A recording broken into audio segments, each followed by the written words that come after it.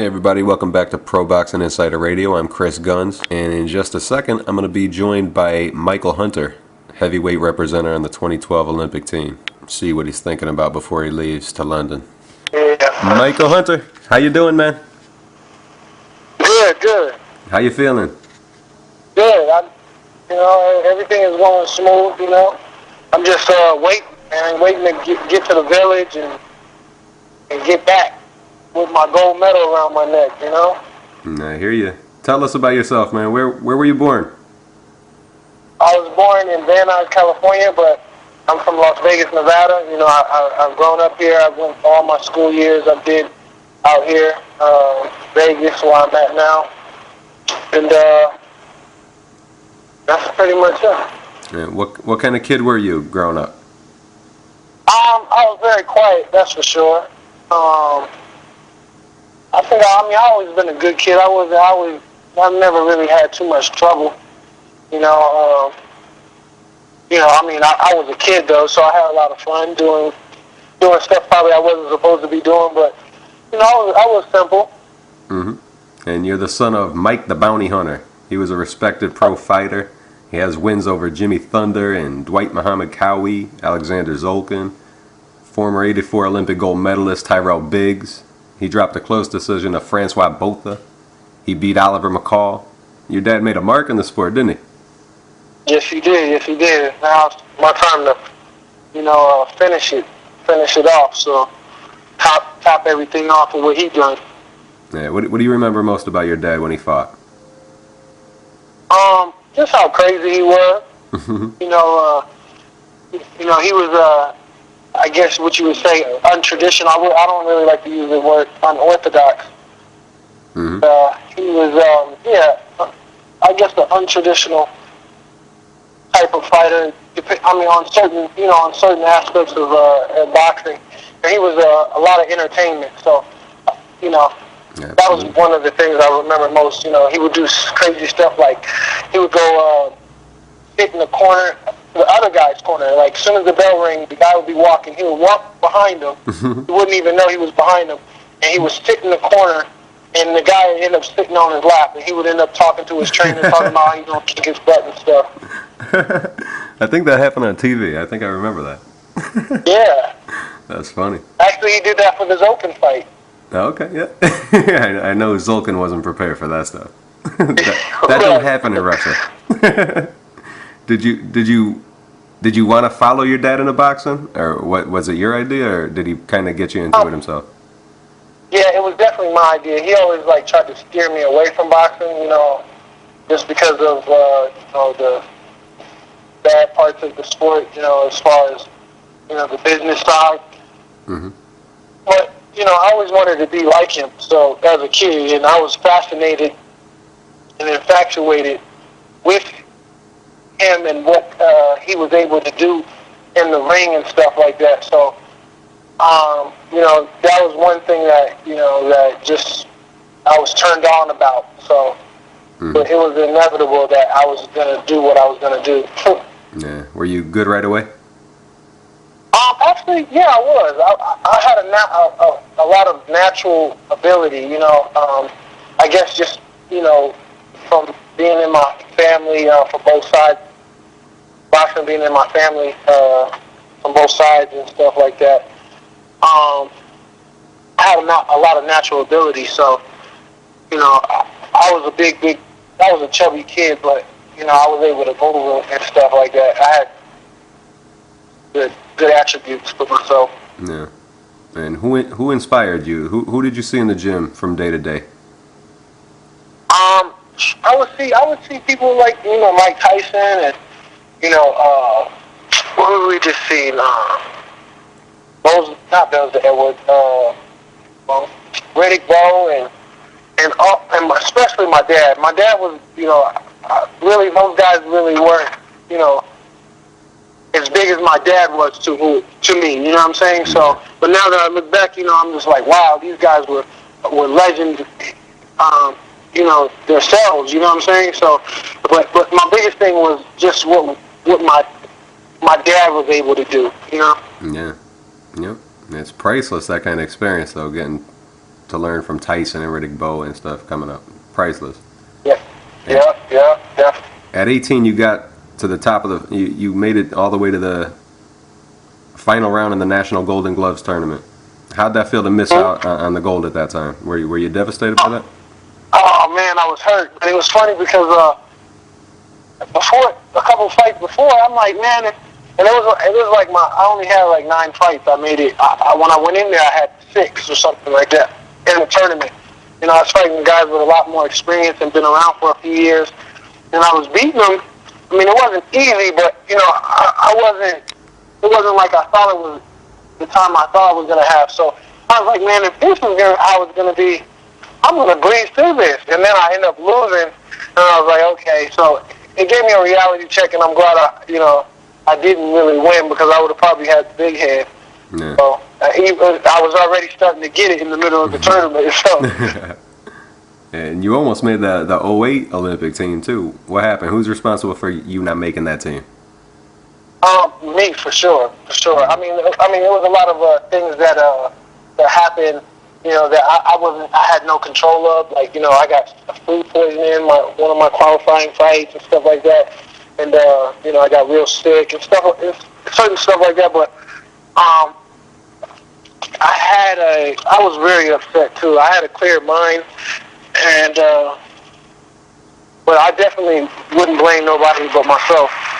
Yeah. So at that moment when you missed the 08 team, it kind of devastated you at that time? Yeah. Definitely.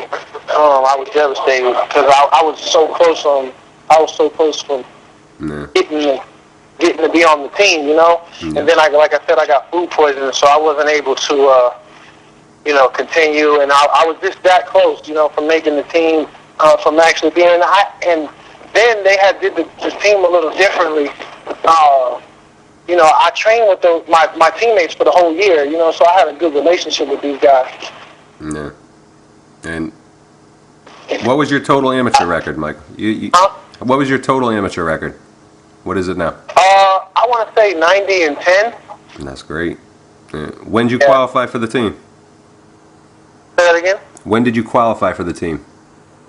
It was probably a few months back. Let me stop it. I was in Brazil at the last America's qualifier. What day was that? That I qualified for the team this year? Yeah, like in the month of May. Mm-hmm. That's great. And how'd you feel when you won that fight and you were in the Olympics? You made the team. How'd you feel when you made the team? Say that again. I'm sorry. How did you feel when you made the team? What about it? How did you feel? How did I feel? Yeah. Hello? Hello? I am here. How'd you feel when you made the team? Well, I felt a sense of relief, but not satisfied, you know, because, you know, I still haven't got that gold medal, and that's my final mission. So I just try to take every fight, every moment, one day at a time, you know. Mm-hmm. When do you leave for London? July 14th. Are you nervous at all yet, or is it too soon? No, I think, it's too soon. I think when I really get to the village and I start seeing all the other, you know, athletes at the top of their game, I think that's when it's going to finally kind of hit me. Yeah. And I'll be a little starstruck, and, you know, I'll be going through a whole bunch of different emotions. Mm-hmm. And what do you think of the 2012 class as it relates to past teams? Well, I think we're a good team, and we have a lot of talent. But I think our chemistry as a team is what's going to get us over in London. You know, I think we're going to make a lot of medals because of our chemistry as a team together. You know, I know when you step in there, you're in there by yourself, but I just think, you know, we have this little spirit about us as far as the other past teams, you know, and the relationships. Yeah. Do you feel any pressure on you because you're kind of one of the favorite ones to medal? Is there any extra pressure on you being that you're a favorite to medal? Yes, it's extra pressure, but it's good pressure. I only can do my best, and that's what I'm looking forward to doing. So, and when I step in the ring, I'm at peace and I'm at home. So, I think it will be pressure, but when I step in the ring, it'll be the same as any other fight. Mm-hmm. And one of the great things about amateur boxing is traveling. That's all. Where's some of the favorite places you got to travel and been able to see? Oh, you're breaking up, Chris. I would have to say, the last trip was really good for us because all of us qualified except for one of the guys, and that just made everybody getting to qualify. Except for the three that had qualified before, that made us a lot more closer, and it just let us realize how close we really were to each other. So Brazil was a cool trip for me. Now, there's a lot of people wondering if you'll live up to the moment. They might not know, but you already got a lot of sparring in with the heavyweight champ of the world, or at least one half of the double-headed dragon. You sparred with Vladimir. I sparred with both of the brothers a few times. And how'd you do? I did very well. They're at the top of their game as professionals right now. So, and I was there. I ended up being their chief sparring partner a few times in camp. So a couple times. So I have to say I did pretty good for myself, which gave me a total boost of confidence and self-confidence. And did they tell you what a good job you're doing? Did they express that to you too? Yeah, they did. Vladimir, he really liked my speed and my heart. The determination that I had in the ring. To try to get him out of there. Because a lot of the guys he was punishing. So. But he just really liked, he liked my spirit. So, and me and Vladimir had a pretty good connection. We had a good bond. So. Yeah. What countries do you have the most respect for? I'm sure the Ukraine. What countries do you have the most respect for? I'm sure the Ukraine is one of them. Well, you have to respect Cuba. As far as, because they have had longevity, so as a country, I would say, some of the Soviet Union countries, as far as like Russia, and they always have a good team, people that's had longevity in the country. And there's even new guys, newer countries that are doing well, that haven't done so well in the past, like Ecuador and stuff like that. A new couple of faces as far as the country is concerned, so I think it's going to be a good show. Yes, it will. I guarantee. In the Olympics. It will. And who would you rather fight? Who would you feel good about having a fight? Is there anyone that you had good success with? The last guy who won the world champion, he's the world champ. He was from Ukraine. Mm-hmm.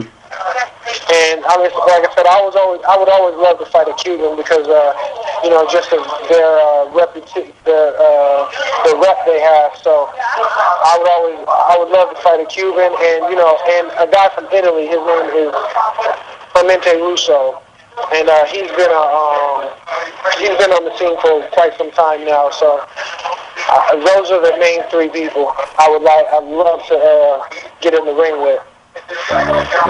If you do win the gold, how do you think it'll feel standing up on that stage, that podium, as the anthem plays for you? What do you think it'll feel like? Well, it's funny because when I stood on the podium, I got gold in the qualifier. I not only qualified, but I ended up winning the whole tournament. I got a sense of like a glimpse into the future, standing on that podium. I was telling myself, man, it was a good feeling, but I was saying when I really get on that real big stage, I'm probably going to break down in tears for sure. Yeah, it'll be overwhelming. What do you plan after the Olympics? You're definitely going to go pro? Oh, man. we're going to be heavy. I'm going to get that heavyweight title, you know? That's right. That's right. And I want to bring a lot of you know, some of that Prince Nassim flavor back into the sport of boxing, that entertainment side, you know, what we're missing, you know, get people to come back. So, and I got a few things I want to work on as far as being in the ring as my craft is concerned, is, you know, bringing the people to come back as well. So I got once I turn pro, it's going to be a lot of fun for me. I think that's going to be my funnest moments is after these games, and I'm going to be able to really I'm going to be able to really express myself without being held back. Yeah, you like the pomp and circumstance. You're gonna love being in London. They know how to celebrate. And what's your favorite Olympic boxing moment and your favorite winning fighter? I would have to say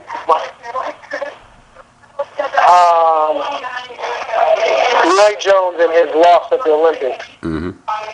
Because you know, he was just so great. And, you know, you could see it was a plain out robbery, but the way that he just came out in the pros and the way his career blossomed from that was something that was really, really enlightened for me. Yeah.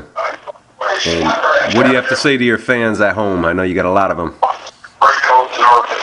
I just want to tell them to support me, and you know, I'm doing this for them. You know, bringing them back the gold medal to Vegas, and I hope they can watch and tune in. I'll be watching and tuning in. Thank you, Michael Hunter. Appreciate it. Good luck in London. Thank you. I appreciate it. Thank you, Chris. Take it easy. Michael Hunter, U.S. heavyweight representative in the Olympics 2012. London, we'll be there and we'll be watching. Thank you, Michael Hunter, for joining us. On behalf of everyone at Pro Boxing Insider, and follow me on Twitter, Chris #2 Guns. Thank you.